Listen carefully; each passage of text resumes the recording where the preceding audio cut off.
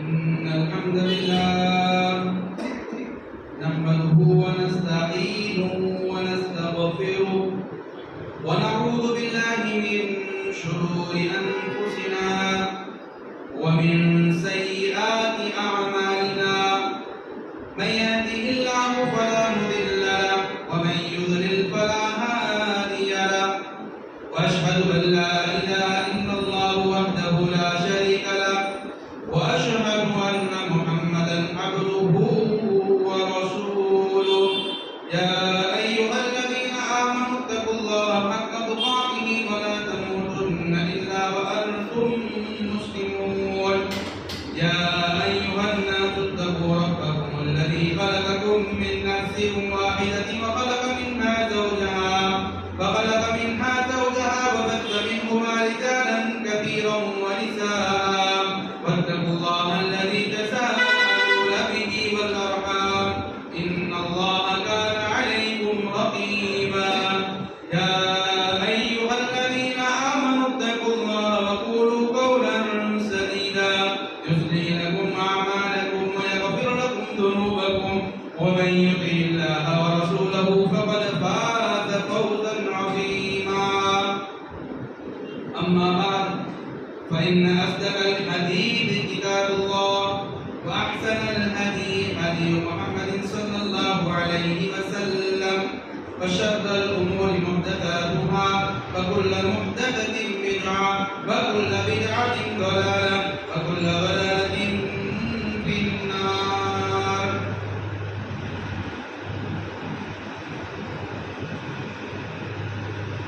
تمام قسم الحمد لله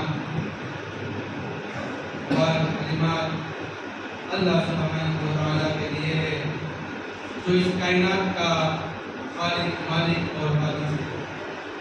درود و سلام امام الانبیاء حضرت محمد مصطفیٰ صلی اللہ علیہ وسلم پر. آج کا موضوع ہر اعتبار سے اہم اور حد درجہ قابل توجہ ہے. دین اور دنیا اور آخرت کے تمام خزانے سمیٹ کر اس موضوع میں آ چکے ہیں. وہ ہے فجر کے وقت بستر چھوڑ کر بیدار ہونا اور باجماعت نماز فجر ادا کرنا. جو شخص نماز فجر پابندی کے ساتھ باجماعت ادا کرتا ہے اور پورے شوق اور خوف کے ساتھ مسجد میں حاضر ہوتا ہے, اللہ سبحانہ و تعالی ہر طرح اس کی حفاظت کرتے ہوئے اس کی زندگی کو خیر و برکت کے خزانوں کے ساتھ کر دیتے ہیں. ایسا شخص ہر درجہ بد نصیب ہے جو اپنی صبح اور دن کا آغاز ہی اللہ تعالیٰ کی نافرمانی سے کرتا ہے.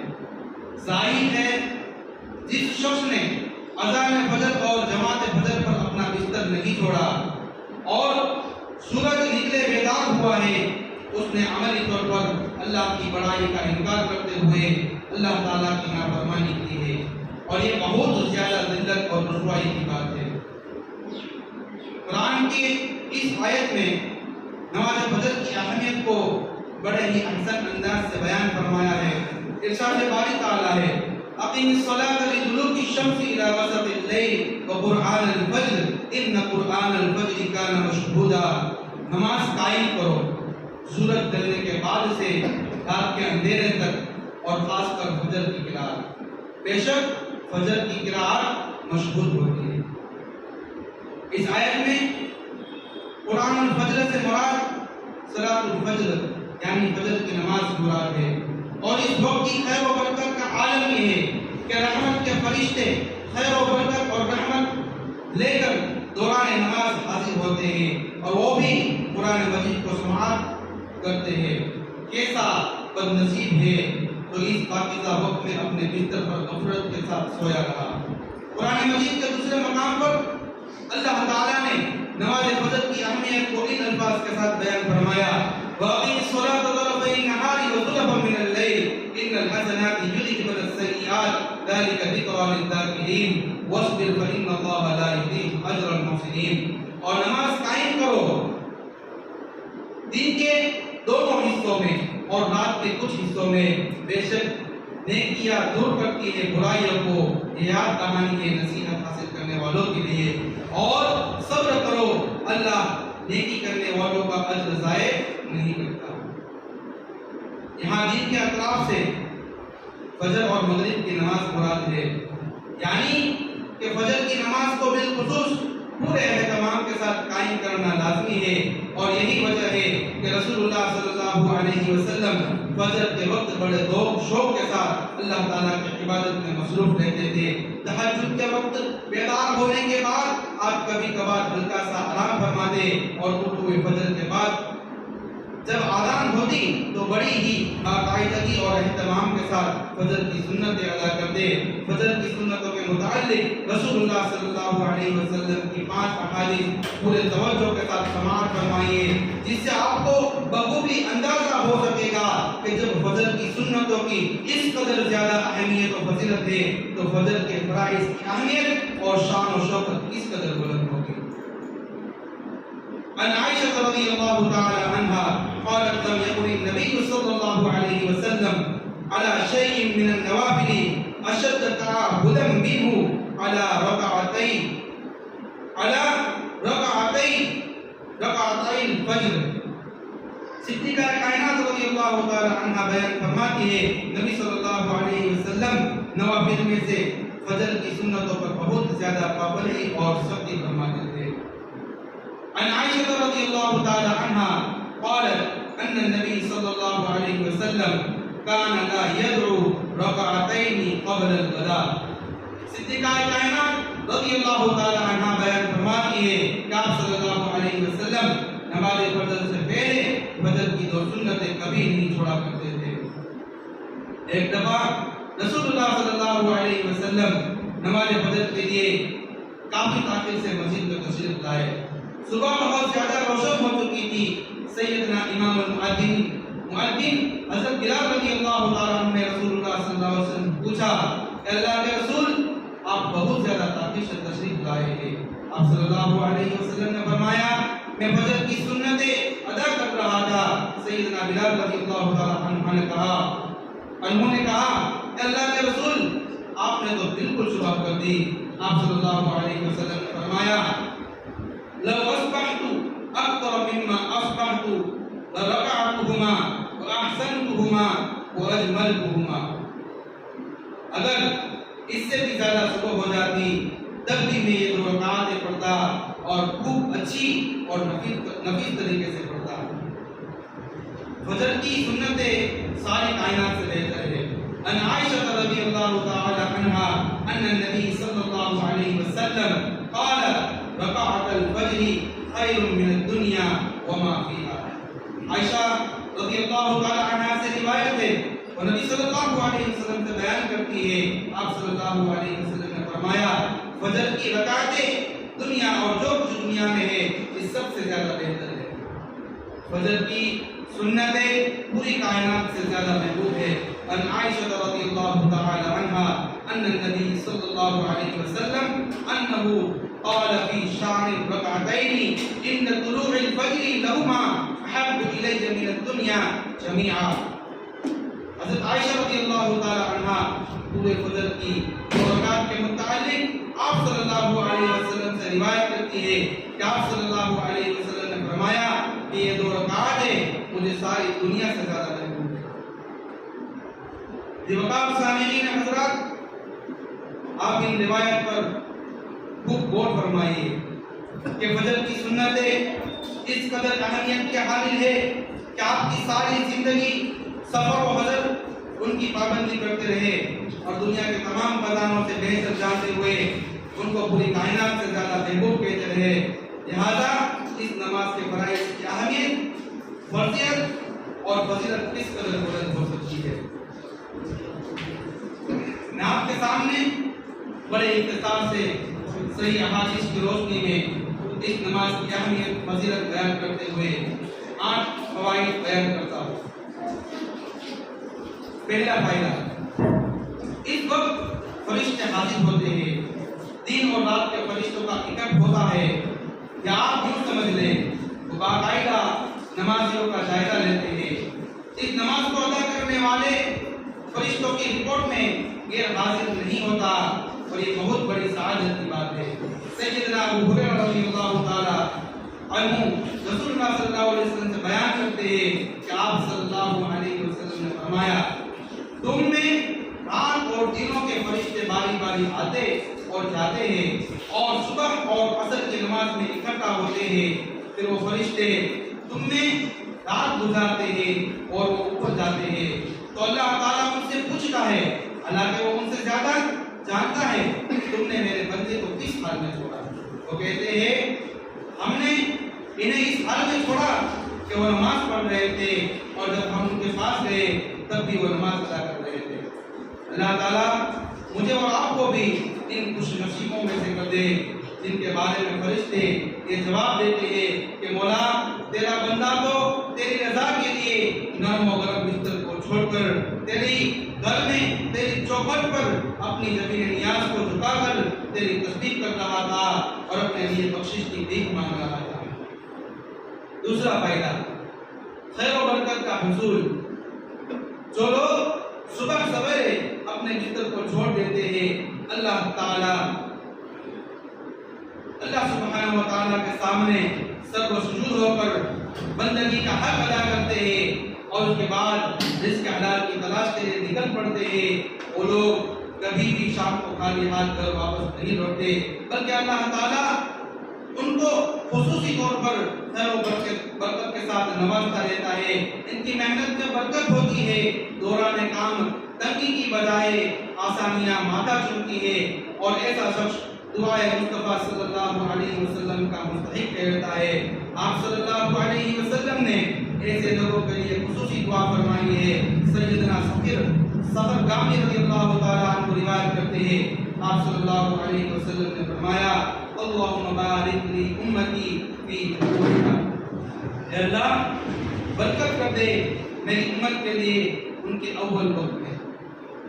اس حدیث میں واضح طور پر رسول اللہ صلی اللہ علیہ وسلم نے ایسے لوگوں کے لیے خیر و برکت کی دعا فرمائی ہے جو صبح سویرے اپنے کام کاج کے لیے گھروں سے نکل پڑتے ہیں۔ لیکن مسلمانوں، آج امت مسلمہ کی اکثریت اس برکت والی دعا سے محروم ہے۔ ہمارے یہاں ظہر کے قریب جا کر مارکیٹ کھلتی ہے، اور کئی دکانیں رات 1 بجے کے قریب جا کر بند ہوتی ہے، اور اس کا نتیجہ یہ ہے کہ ہر دکاندار اور تاجر بے برکتی اور بے شکونی کا رونا رو رہا ہے، لیکن اپنی روش اور عادت بدلنے کے لیے تیار نہیں۔ کیسا قابل رشک ہے وہ مزدور یا تاجر جو شام تک اپنے تمام معاملات سمیٹ کر سلامتی سے گھر پہنچتا ہے، اگرچہ تھوڑا نفع ہی لے کر آئے، لیکن رسول اللہ صلی اللہ علیہ وسلم کی دعا کی برکت کی وجہ سے اللہ تعالیٰ تھوڑے نفع سے زیادہ ضروریات کا آسانی پوری فرما دیتے ہیں، اور راتوں کو لیٹ مارکیٹ آنے والے مردار کی طرح صبح کے مبارک وقت میں بستروں پر پڑے رہتے ہیں، تو سراسر نحوست کا سامان ہے۔ تیسرا فائدہ، حج عمرے کا مکمل ثواب۔ صبح کی نماز باجماعت ادا کرنے والے اور ان کے پہلے حصے میں رزق کی تلاش میں نکلنے والے جہاں مالی طور پر خیر و برکت کو حاصل کرتے ہیں، وہاں پر اجر و ثواب کے اعتبار سے بھی اللہ سبحانہ و تعالیٰ ان کے نامہ اعمال کو بڑھ دیتا ہے۔ سیدنا انس بن مالک رضی اللہ تعالیٰ عنہ بیان کرتے ہیں، رسول اللہ صلی اللہ علیہ وسلم نے فرمایا، جس نے فجر کی نماز جماعت میں ادا کی، پھر طلوع آفتاب تک بیٹھا، اللہ کے ذکر میں مصروف رہا، پھر 2 رکعتیں پڑھی، اس کے لیے پورے کے پورے مکمل حج و عمرہ کے مانند ثواب ہے۔ سامعین حضرات، خوش نصیب ہے وہ نمازی جو فجر کی نماز جماعت کے ساتھ ادا کرتے ہوئے اس قدر عظیم اجر و ثواب کے حقدار میں رہتے ہیں۔ ہمارے اسلاف اور بزرگ نماز فجر کے بعد سونے سے پرہیز کیا کرتے تھے۔ آئیو، چوتھا فائدہ، آج رات کے قیام جتنا ثواب۔ نماز فجر کو جماعت سے ادا کرنے پر اللہ تعالیٰ آدھی رات کے قیام کا برابر ثواب عطا فرماتے ہیں۔ اس سلسلے میں صحیح مسلم کی ایک حدیث پوری یکسوئی سے سماعت فرمائیے۔ امام عبد الرحمن رحمہ اللہ بیان فرماتے ہیں حضرت عثمان بن عفان رضی اللہ تعالی عنہ مغرب کے بعد مسجد میں داخل ہوئے اور وہ اکیلے بیٹھ گئے. میں بھی آپ کے پاس بیٹھ گیا. آپ نے کہا اے میرے بھتیجے، میں نے رسول اللہ صلی اللہ علیہ وسلم کو فرماتے ہوئے سنا، جس نے عشاء کی نماز جماعت میں ادا کی گویا اس نے آدھی رات قیام کیا، اور جس نے صبح کی نماز جماعت میں ادا کی گویا اس نے ساری رات نماز پڑھی. سامعین حضرات غور فرمائیے کہ فجر کے خزانے اور صبح کی نماز کی برکت کس قدر زیادہ ہے.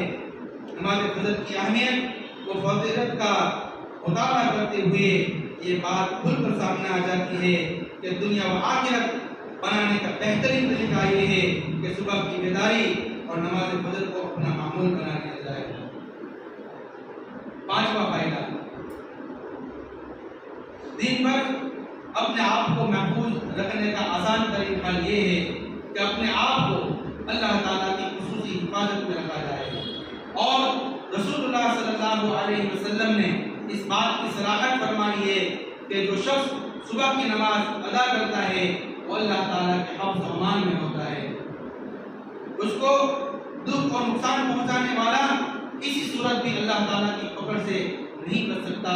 سیدنا جندب رضی اللہ تعالی عنہ بیان کرتے ہیں کہ رسول اللہ صلی اللہ علیہ وسلم نے ارشاد فرمایا، جس نے صبح کی نماز پڑھی وہ اللہ کے ذمہ ہے. غور کرے اے آدم کے بیٹے، اللہ تجھ سے اپنے ذمہ کے متعلق کسی قسم کی بات پوچھ نہ کرے گا، کچھ گرد نہ کرے گا. مطلب یہ ہے کہ جس نے دن کے آغاز میں اپنے دادا کے سامنے جھک کر حمد و ثنا بیان کر لی ہو اور سچے دل سے معافی مانگ لی ہے، ایسے شخص کو تکلیف نہ دو ورنہ اللہ تعالیٰ کی گرفت اور پکڑ میں آ جاؤ گے. سامعین کرام، ملک ہندوستان میں زندگیاں برباد ہو رہی ہے. سارا دن بے چینی اور بے سکونی میں ضائع ہو جاتا ہے. خیر کا کوئی سرا بھی ہاتھ نہیں آتا. اس کی صرف اور صرف یہی وجہ ہے کہ دن کا آغاز بھی مالک کی نافرمانی سے کیا جاتا ہے. بعض محدثین فی ذمت اللہ کا معنی فی رحمت اللہ کیا ہے کہ ایسا شخص اللہ تعالیٰ کی رحمت کے سائے تلے آ جاتا ہے، اور بعض کا معنی فی حفظۃ من الملائکۃ کیا ہے کہ فجر ادا کرنے والا اللہ تعالیٰ کی حفاظت کرنے والے ملائکہ کی نگرانی میں آ جاتا ہے. غرض کہ ایسے شخص کی ہر طرف سے پوری نگرانی اور حفاظت کی جاتی ہے. اللہ تعالیٰ ہمیں اسی طرح ساری زندگی گزارنے کی توفیق عطا فرمائے. چھٹا فائدہ، فجر کی نماز سے پیار کرنے والا جہاں دنیا میں عافیت پاتا ہے وہاں روز قیامت بھی خصوصی پروٹوکول سے نوازا جائے گا. قیامت کے اندھیری نگری میں فجر کے خزانے لے کر پہنچنے والا ہر قسم کے اجالوں سے نوازا جائے گا. سیدنا بریدہ رضی اللہ تعالی عنہ بیان کرتے ہیں کہ رسول اللہ صلی اللہ علیہ وسلم نے ارشاد فرمایا، اندھیروں میں چل کر مسجد پہنچنے والوں کو قیامت کے دن مکمل نور کی بشارت سنا دو. سبحان اللہ. اللہ تعالی ہمیں بھی قیامت کے دن کی روشنی سے فرمائے. ساتواں فائدہ، عرص والے کی خوش نصیب کے لیے بوقت فجر جو اپنے بستروں کو چھوڑ دیتے ہیں اور مسجد میں آ کر باجماعت نماز فجر ادا کرتے ہیں اور اس کے ساتھ ساتھ دیگر نمازوں کی پابندی میں بھی غفلت کا شکار نہیں ہوتے، ایسے لوگوں کو قیامت کے روز اور جنت میں اللہ سبحانہ و تعالیٰ کا دیدار نصیب ہوگا اور بے وقت فجر اپنے چہرے پر نبوست مل کر سویا رہنے والا اس سعادت سے محروم کر دیا جائے گا. حضرت جریر رضی اللہ تعالی عنہ بیان کرتے ہیں کہ ایک رات آپ رسول اللہ صلی اللہ علیہ وسلم کے پاس بیٹھے تھے. آپ صلی اللہ علیہ وسلم نے 14ویں رات کے چاند کی طرف دیکھا اور فرمایا، بلا شبہ تم اپنے رب کو اسی طرح ہی دیکھو گے جس طرح تم اس چاند کو دیکھ رہے ہو. تم اس کے دیکھنے میں کوئی مشقت محسوس نہیں کرتے، بس اگر تم اس بات کی طاقت رکھتے ہو کہ سورج نکلنے سے پہلے کی نماز اور سورج غروب ہونے سے پہلے کی نماز میں تم مقبول نہ ہو جاؤ تو تم تم ضرور ایسا کرو گے۔ کیا مطلب ہے کہ فجر اور عصر بالخصوص اول وقت میں پورے اہتمام اور شوق کے ساتھ ادا کرو۔ آج فجر کی لذت پانے والے اور صبح کی روشنی سے روح کو منور کرنے والے آخرت میں بھی اللہ سبحانہ و تعالیٰ کے بے مثال اور روشن چہرے کی زیارت فرمائیں گے۔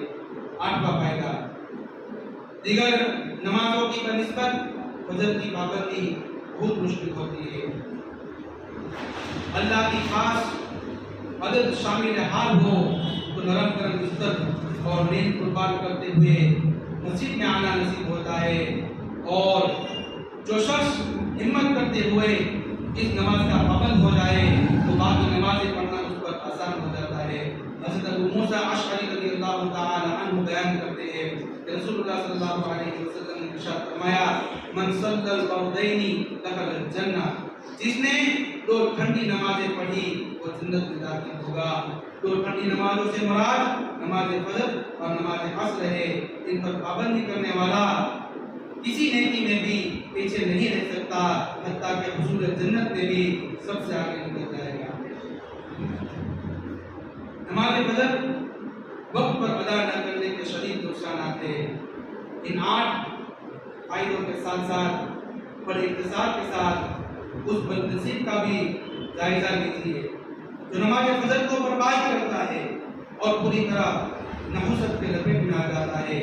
وہ اپنے اس گناہ کی وجہ سے اللہ تعالیٰ کی نعمتوں کا حقدار ٹھہرتا ہے، شیطان کا ساتھی بن جاتا ہے اور اپنے دونوں جہاں کو برباد کر دیتا ہے۔ قرآن حدیث کے مطالعہ سے یہ مسئلہ واضح ہوتا ہے کہ شیطان سب سے زیادہ اس بات کی کوشش کرتا ہے کہ اللہ کا بندہ کسی نہ کسی طرح نماز فجر کو ضائع کر دے اور سورج نکلنے تک اپنے بستر پر لیٹا رہے۔ آج شیطان اپنی اس کوشش میں 99% کامیاب ہے۔ ایک صحیح سروے کے مطابق صرف 1% لوگ فجر کی نماز ادا کرتے ہیں، باقی سب اپنے بستروں پر غفلت کی نیند میں مردار کی طرح پڑے رہتے ہیں۔ اور نماز فجر کا چھوڑنا منافق کا شیوا ہے، اور نماز فجر برباد کرنے والا شیطان کا قیدی ہے۔ فجر کے خزانوں اور صبح کی برکات سے محروم رکھنے کے لیے شیطان ایڑی چوڑی کا زور لگا دیتا ہے۔ وہ ہر ممکن کوشش کرتا ہے کہ کسی نہ کسی طرح آدمی کی صبح کی نماز ضائع ہو جائے اور اس غفلت کی وجہ سے سارا دن نحوستوں میں اڑا رہے۔ اس سلسلے میں سیدنا ابو ہریرہ رضی اللہ تعالیٰ عنہ کی روایت پوری توجہ سے سماعت فرمائیے۔ رسول اللہ صلی اللہ علیہ وسلم نے ارشاد فرمایا، تم میں سے ہر ایک کے سر کی بدھی پر شیطان 3 گروہیں لگاتا ہے۔ جب وہ سویا ہوا ہو وہ گروہ پر دھمکی دیتا ہے، تجھ پر ابھی رات بہت لمبی ہے، سویا رہے۔ بس اگر وہ بیدار ہوا اور اس نے اللہ کا ذکر کیا تو ایک گروہ کھل جاتی ہے، اگر اس نے وضو کیا تو دوسری گروہ کھل جاتی ہے، اور اگر اس نے نماز پڑھی تو تمام کی تمام گروہ کھل جاتی ہے، اور وہ حشاش پساس تر و تازہ روح والا ہو کر صبح کرتا ہے، ورنہ گندی روح اور سستی کے ساتھ صبح کرتا ہے۔ سامعین کرام، آج اس حدیث کو اچھی طرح سمجھو۔ خاندان کے خاندان اپنی زندگیوں کو برباد کر رہے ہیں۔ سب سے پہلے یہ معاملہ ہوا کہ شیطان اس بات کی ہر ممکن کوشش کرتا ہے کہ کسی طرح مسلمان کی نماز فجر برباد ہو جائے۔ وہ باقاعدہ دھمکی دیتا ہے اور اس بات کو غالب کرنے کی کوشش کرتا ہے کہ سویا رہے، ابھی کافی وقت باقی ہے، ابھی تیری نیند مکمل نہیں ہوئی، ابھی تو صرف اذان ہی ہوئی ہے۔ بس اس جیسی آرزویں دلاتے ہوئے بالآخر اپنی واردات میں کامیاب ہو جاتا ہے اور مسلمان کو صبح کی سعادتوں سے محروم کر دیتا ہے۔ حدیث کے آخر میں امام المرسلین حضرت محمد صلی اللہ علیہ وسلم نے 2 بات ارشاد فرمائی ہے۔ پہلی بات، میں آج 5 منٹ تھوڑی زیادہ لوں گا کیونکہ بیان 5 منٹ میرا لیٹ شروع ہوا ہے، موضوع کو پورا کرنا ہے، 5 منٹ میں آپ زیادہ لوں گا۔ نماز فجر کو جماعت کے ساتھ جب اس کے وقت میں ادا نہ کرنے والا جسمانی، روحانی دونوں اعتبار سے پاکیزگی حاصل کرتا ہے۔ اس کی روح ہر درجہ پاکیزہ، عمدہ، نفیس اور خوشبودار، صحت مند ٹھیک ٹھاک ہوتی ہے، اور وہ جسمانی اعتبار سے بڑا حساس فساد، پھرتیلا، تر و تازہ، چست و چالاک اور خوشگوار ہو کر صبح کرتا ہے۔ ظاہری اور معنوی دونوں سعادتیں اس کو حاصل ہوتی ہے۔ طبیعت عجیب قسمت کی لذت، تازگی اور خوشی محسوس کرتی ہے، اور سارا دن بڑی ہی عافیت اور سلامتی کے ساتھ گزرتا ہے۔ ان تمام خوشگوار حقیقتوں کا مشاہدہ ایک سچا مسلمان اور مومن روزانہ صبح کے وقت کرتا ہے۔ دوسری بات، نماز فجر کو بستر پر ضائع کرنے والا اور سورج نکلنے تک اس کو ادا نہ کرنے والا پوری طرح نحوستوں کے گھیرے میں آ جاتا ہے، اور آپ صلی اللہ علیہ وسلم کے فرمان کے مطابق وہ بڑی ناپاک، ردی، گھٹیا اور گندی روح کے ساتھ دن کا آغاز کرتا ہے، اور سستی، روحانی بے قراری اور بے سکونی اس پر طاری رہتی ہے۔ گرز کے ایک عجیب سی نحوست اس کے اوپر چھا جاتی ہے، جس کی وجہ سے وہ بالکل مردہ لاش کی طرح اپنا وقت پورا کرتا ہے۔ یاد رہے، اس پاکیزہ وقت سے فیضیاب نہ ہونے والا طرح طرح کی خطرناک بیماریوں میں مبتلا رہتے ہیں، اور اب تو جدید بڑے طب نے بھی یہ بات ثابت کرتی ہے، اور غیر مسلم ڈاکٹر بھی بے شمار بیماریوں کا حل صبح کے وقت میں بتلاتے ہیں، مگر افسوس کہ مسلمانوں کی اکثریت یہ سب جاننے کے باوجود اس غفلت سے باہر نہیں آتی۔ وائے ناکامی، کیسا بدقسمت ہے وہ شخص جس کو رسول اللہ صلی اللہ علیہ وسلم نے خبیث النفس قرار دیا ہے۔ ایسے گندے شخص سے کسی خیر کی امید رکھنا یقیناً بہت بڑی حماقت ہے، بے وقوفی ہے، نادانی ہے۔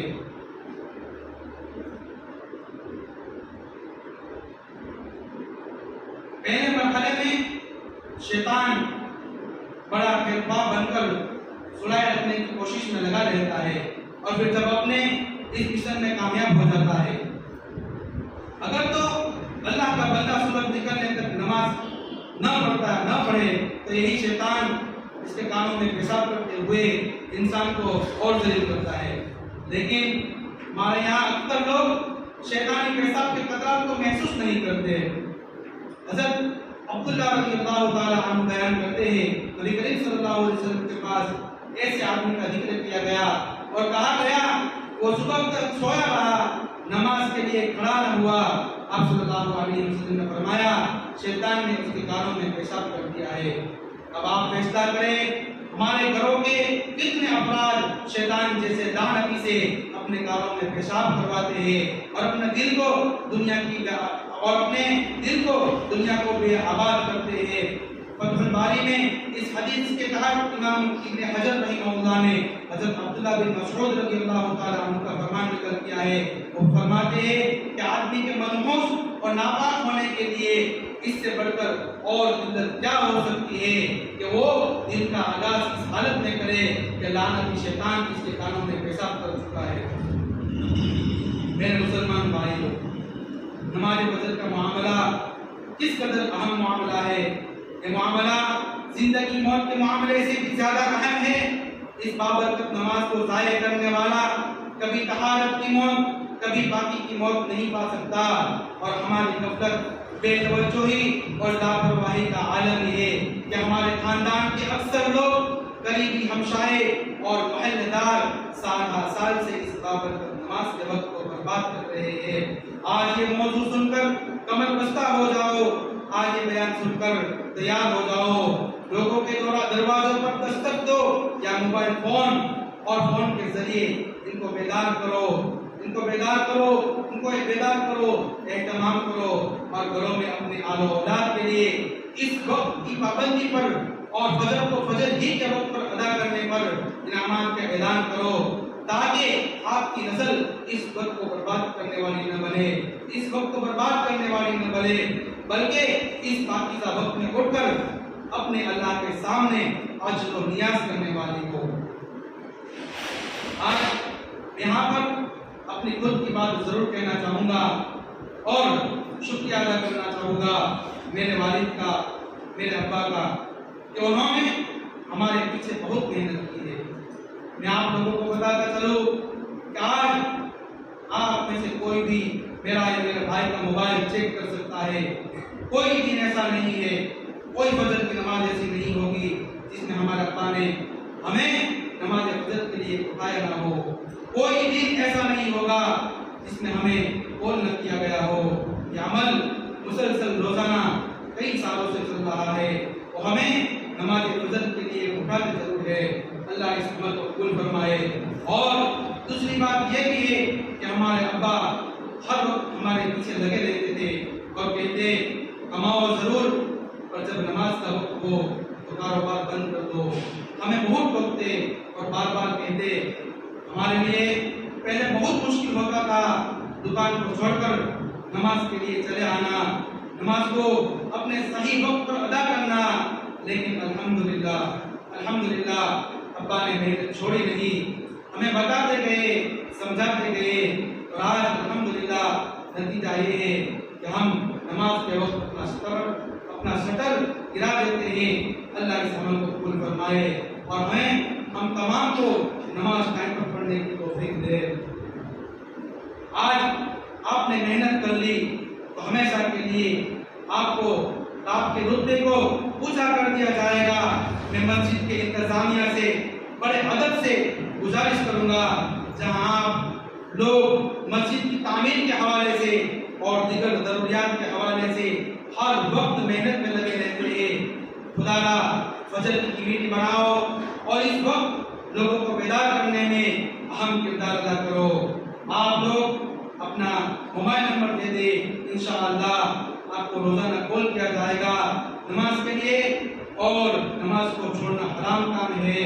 تو ابھی جمعہ کی نماز کے بعد آپ میں سے جو حضرات نماز کو آنا چاہے وہ اپنا نمبر سہیل بھائی کو لکھوا دے، انشاءاللہ آپ کو کال کیا جائے گا.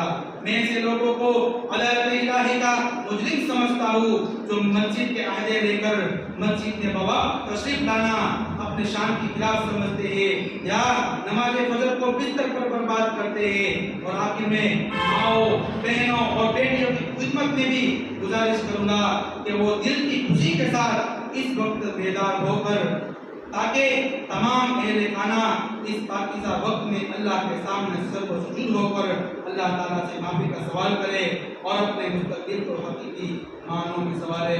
میں اپنی بات کو یہیں پر ختم کرتا ہوں اور اللہ تبارک و تعالیٰ سے دعا کرتا ہوں اللہ تبارک و تعالیٰ کے رسول سے زیادہ عمل کرنے کی نیک توفیق عطا فرمائے. آمین.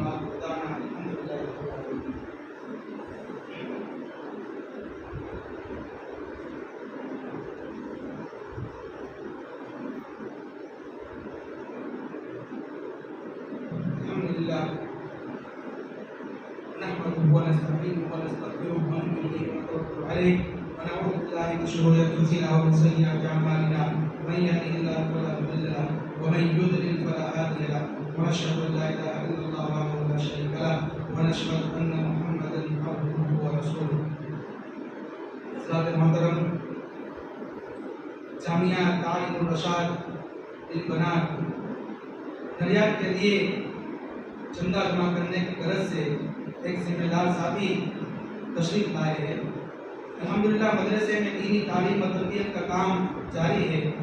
البتہ تعمیر اور دیگر ضروری اختیارات کے لیے تقریباً 30 لاکھ روپے کا درکار ہے. آپ حضرات سے گزارش ہے کہ اپنی استطاعت کے مطابق اس دینی کام میں حصہ لیں.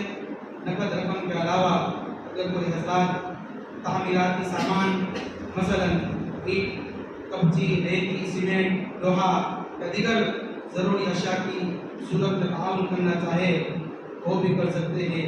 ہر قسم کا تعاون انشاءاللہ قبول کیا جائے گا.